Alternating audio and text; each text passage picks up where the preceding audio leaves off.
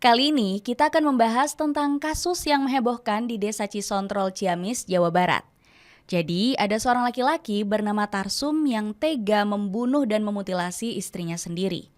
Sadisnya lagi nih guys, Tarsum menawarkan daging istrinya tanpa rasa bersalah kepada para warga. Ngeri banget ya.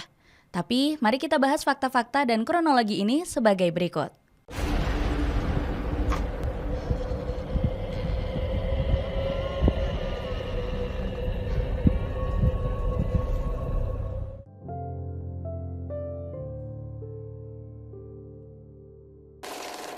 Kejadian geger di Desa Cisontrol.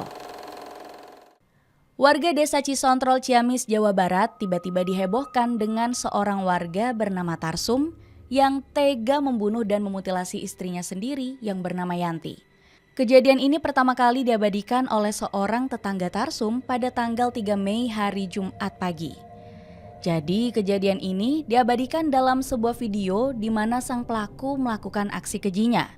Saat kejadian, salah satu tetangganya dibuat terkejut karena Tarsum melakukan hal tersebut di depan umum. Kalau dari pengakuan tetangganya, Tarsum ini sempat melakukan beberapa penganiayaan sebelum membunuh. Kepala korban dipukul menggunakan benda tumpul. Tapi ternyata gak sampai di situ aja, Yanti juga kembali dipukul menggunakan kayu saat sudah tersungkur lemas. Dari keterangan yang beredar, balok kayu ini memiliki panjang sekitar 1 meter. Nah, setelah itu, barulah korban dimutilasi menjadi beberapa bagian. Sebelum dibunuh, seorang warga sempat mendengar jeritan dari Yanti. Dan korban ini diduga hendak berangkat pergi ke pengajian yang diadakan di daerah tersebut. Serem banget ya. Dan setelah dimutilasi, Tarsum juga melakukan beberapa hal gila. Jadi, si pelaku ini berkeliling membawa daging Yanti yang sudah terpotong rapi menjadi beberapa bagian ke warga sekitar. "Ini daging Yanti," ucap Tarsum. Tentu aja dong warga yang melihat kejadian ini takut dengan sikap tenang si Tarsum. Padahal ya, Tarsum ini warga yang gak terlihat punya sikap kejam loh. Dalam keseharian, Tarsum ini seorang penjual domba yang punya keahlian memotong. Jadi gak heran ya kenapa dia bisa memotong daging Yanti dengan rapi. Warga yang takut langsung bergegas untuk melaporkan aksi ini kepada pihak berwajib. Penangkapan pelaku. Pelaku akhirnya langsung diamankan oleh kepolisian setelah petugas datang ke TKP. Nah, polisi yang menangkap Tarsum sempat dibuat kewalahan dengan kelakuan pelaku. Jadi, si pelaku ini sempat memberontak sampai harus minta bantuan dari warga sekitar. Tarsum saat itu enggan dibawa ke kantor polisi karena dia merasa nggak bersalah. Hasilnya dia terpaksa diamankan dengan sebuah tali yang mengikat kaki dan tangannya. Jadi bisa dilihat ya guys, Tarsum ini pas dibawa itu sampai harus digotong loh oleh beberapa warga sekaligus. Si pelaku juga memberontak saat sudah berada di dalam sel penjara. Tarsum sempat terlihat mencoba memutuskan tali yang mengikat tangan dan kakinya. Sel yang dihuni oleh Tarsum juga sengaja dibedakan oleh tahanan lainnya. Hal ini dilakukan agar sang pelaku aman dan tidak terpengaruh oleh tahanan yang lain. Menurut kepolisian, Tarsum ini sulit untuk dimintai keterangan lengkap. Saat ditanya, jawaban yang dilontarkan oleh pelaku juga selalu beda-beda. Jadi kepolisian terpaksa menunggu sampai kondisi Tarsum betul-betul stabil. Atas aksinya ini, pria tua ini dijerat dengan pasal berlapis tentang pembunuhan. Ancaman pidana mati udah pasti bakal diterima atas kelakuan kejinya. Pengakuan orang terdekat dan pihak berwajib. Polisi langsung meminta keterangan dari para kerabat dan orang terdekat. Saat itu keterangan datang dari Yoyo Tarya selaku ketua RT setempat. Jadi menurut Yoyo, dia juga kaget saat melihat salah satu warganya melakukan mutilasi.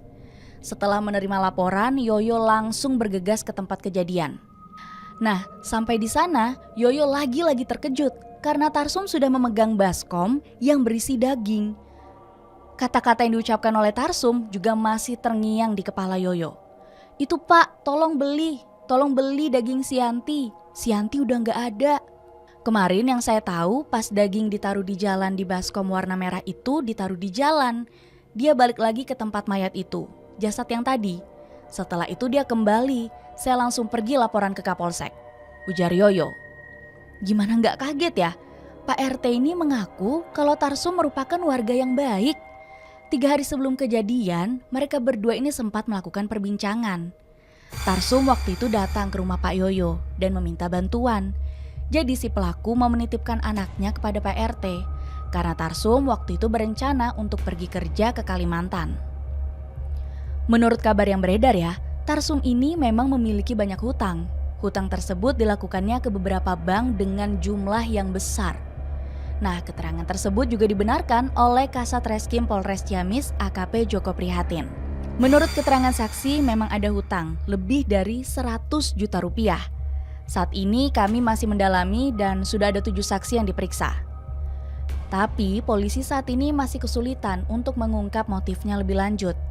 Karena Tarsum sampai saat ini belum diperiksa karena mengalami depresi yang cukup berat. Pelaku depresi berat. Karena kesulitan memeriksa pelaku, Tarsum akhirnya diperiksa kejiwaannya pada Senin 6 Mei. Pemeriksaan tersebut berjalan cukup lancar karena pelaku bersikap kooperatif. Tapi kepolisian gak mendapatkan hasil apa-apa di hari pertama pemeriksaan. Pelaku meminta pemeriksaannya dihentikan karena sudah terlihat lelah. Jadi guys, pemeriksaan ini akhirnya dilanjutkan pada keesokan harinya. Setelah proses panjang, hasil tes Tarsum dikeluarkan oleh Andi Fatima selaku dokter spesialis kejiwaan. Ternyata si pelaku ini memang sedang mengalami depresi yang cukup berat.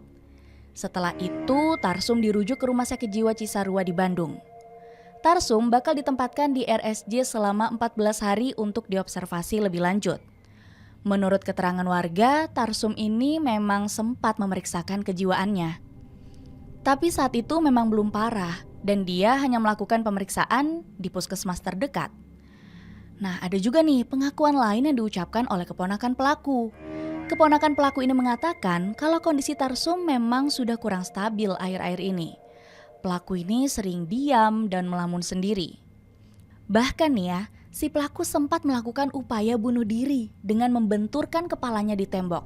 Tapi beruntungnya saat itu warga dan keluarga terdekat sempat melakukan pencegahan. Jadi itulah guys cerita mutilasi dari Desa Cisontrol Ciamis, Jawa Barat. Kasus ini memang belum selesai diperiksa oleh kepolisian. Tapi dari sini kita belajar tentang pentingnya menjaga pikiran kita untuk selalu berbahagia. Menurut kalian gimana? Ada komentar tentang cerita tadi?